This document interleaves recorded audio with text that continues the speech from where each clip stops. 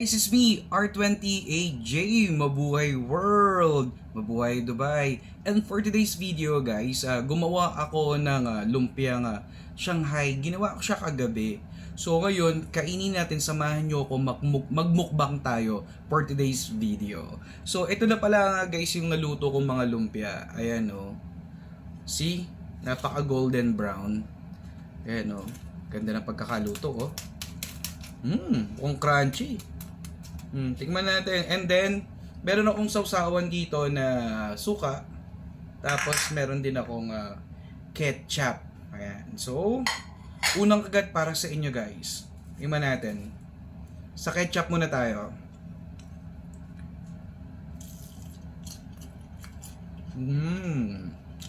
Wow.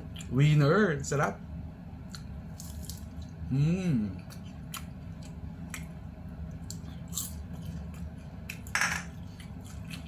Subukan naman natin yung suka kung masarap. Isawsaw ang lumpiang Shanghai sa suka.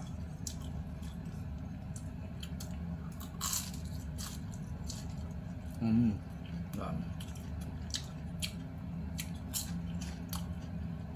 harap dun.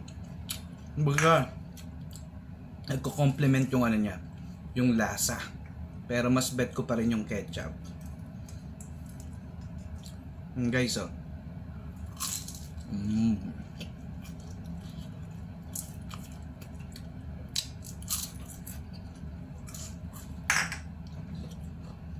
Hamahan natin ng kanin. Alam niyo naman, food. Rice is life. Sarap. Soup.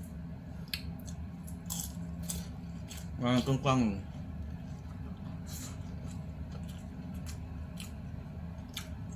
grabe.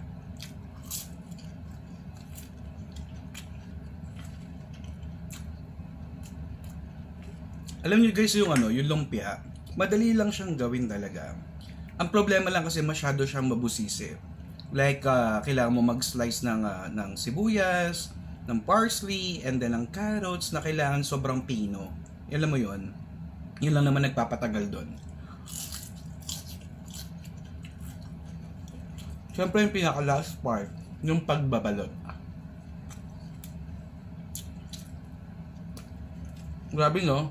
Bago ka pa makakain ng lumpia, kailangan paghirapan mo muna. Parang parang sa buhay, maiyahan tulad mo yan, na kailangan mong bago ka sumahod, kailangan mo ng paghirapan at pagtrabahuan, di ba? Parang pag-ibig. Ang pag-ibig, kailangan mo rin pagpaguran at paghirapan bago mo makuha ang matamis na oo ng taong minamahal mo. Char! Sana all. Sarap.